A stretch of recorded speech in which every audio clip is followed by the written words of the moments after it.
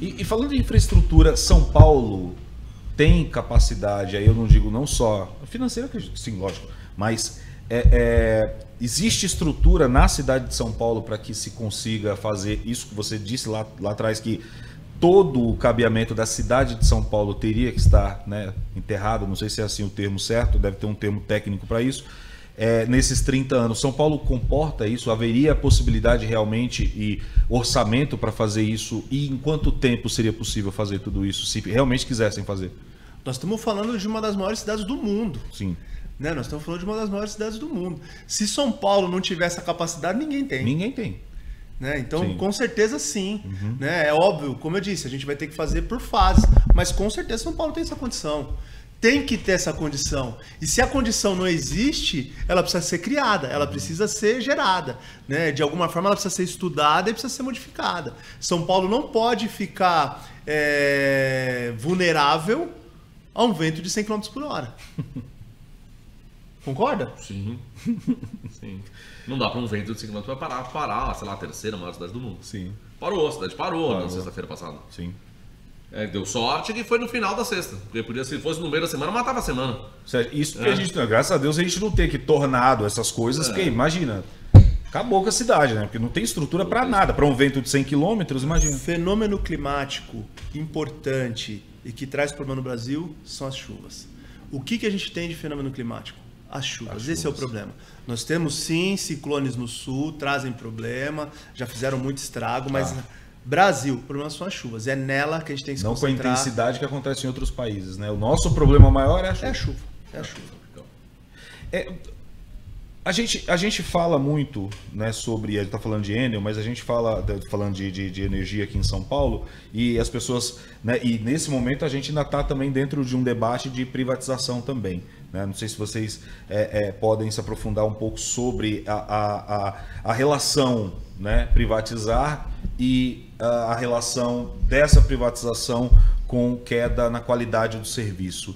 É realmente uma preocupação a gente trabalhar com privatização ou a gente tem exemplos bem-sucedidos no mundo aí de coisas que poderiam, enfim, que podem dar certo, né? Qual é o nosso maior problema em serviço público para que as coisas aconteçam desse tipo, né? Dessa forma, né? Eu e o Ricardo, a gente diverge um pouco desse ponto de vista. A gente tem, vamos divergir aqui, inclusive, não tem problema nenhum. Divergência, mas o meu ponto é assim, tudo aquilo que não funciona na mão do poder público pode ser colocado na iniciativa privada. Aquilo que está funcionando no poder público, e tem algumas áreas que são mais cruciais, né? E aí como a energia, por exemplo, eu tenho dúvidas.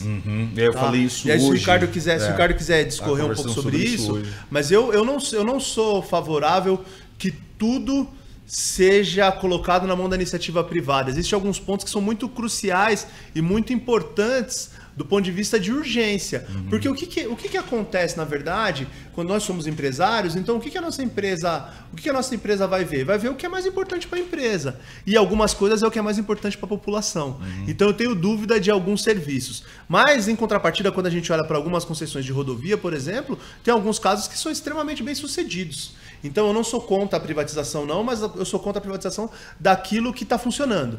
Então eu acho que é essencial, né? Então eu acho que principalmente na questão das rodovias, né? Eu tenho uma questão assim, por que o aeroporto de Porto Alegre está demorando tanto para voltar? A gente está lá no sul. Né? A gente está lá no sul, a gente está andando para cima e para baixo e a gente vê as outras coisas todas funcionando. Por que o aeroporto de Porto Alegre voltou a funcionar? Será que se esse aeroporto não fosse privado ele já não estaria funcionando? Né? Qual que é o interesse da empresa que está lá em fazer o aeroporto de Porto Alegre voltar? Eu não sei, eu tenho minhas dúvidas. Entende? Vai voltar agora na próxima semana. Então, se o Ricardo quiser falar um pouquinho sobre isso também. Eu acho que o gestor público é sempre o pior gestor possível para qualquer tipo de empresa. Um gestor privado vai sempre ser mais efetivo do que o gestor público, para todo e qualquer tipo de empresa. Mas tem algumas áreas que você não precisa ter uma boa gestão da empresa, você precisa que ela funcione, apesar do custo. Que é o caso da infraestrutura básica, que é água, energia, esgoto. Isso não importa numa emergência dessa, quanto vai custar para operacionalizar de volta. Sim. No particular, ele vai fazer conta. Tenho X equipe, vou botar a equipe para trabalhar no domingão, feriado, sábado, domingo. Se eu colocar a equipe inteira, vai ter que pagar hora extra para todo mundo, vou ter problema trabalhista, então eu tiro o pessoal, deixa o pessoal de folga no domingo, porque então, se no público aciona e não importa quanto custa, a gente resolve o problema. Por quê? Porque né, a gente não dá, a preocupação é diferente, né? Não tem uma preocupação de resultado financeiro. Né? Você tem, então, para alguns casos, acho que funciona, apesar da gestão ser péssima do público, né? Você não pode querer comparar o resultado que a Eletropaulo dava contra o resultado que a Enel dá. Com certeza a Enel dá mais resultado. Mas, operacionalmente, né, você não pode pensar no resultado na emergência. Teve lucro, né? Inclusive, tem lucro, né? Todo ano, né? De bilhões, né? Uma empresa, ele foca no lucro. Na hora que tem uma emergência, ele vai gerir a crise pensando no resultado. Exato. Não pensando único de forma a preservar o lucro, isso, né? Ele pode, não vou perder o mínimo possível. Pode, prejuízo ele pode tomar, nessa semana pode até tomar, mas ele vai pensar no mínimo possível. Se for um público, faz o que tem que fazer, não importa quanto custa. Contrata na emergência, põe licitação, terceiriza, põe todo mundo para fazer. Quanto vai custar? Um monte, muito mais do que precisava talvez, mas vai ser mais rápido. Então, tem essa divergência. Eu acho que pode concessionar tudo, mas tem que ter gatilhos para que você consiga combater esse problema.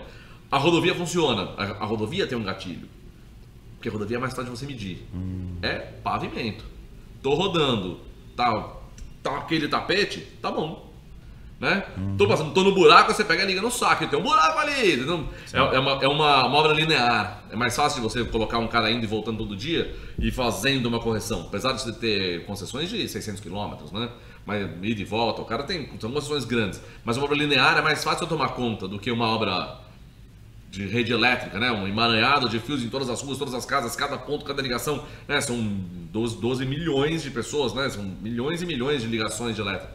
Qualquer um pode desligar em qualquer lugar, o teu acesso é muito mais difícil de você gerir essa operação, né? Por isso que a rodovia é um caso de sucesso, quase todas as rodovias são um caso de sucesso.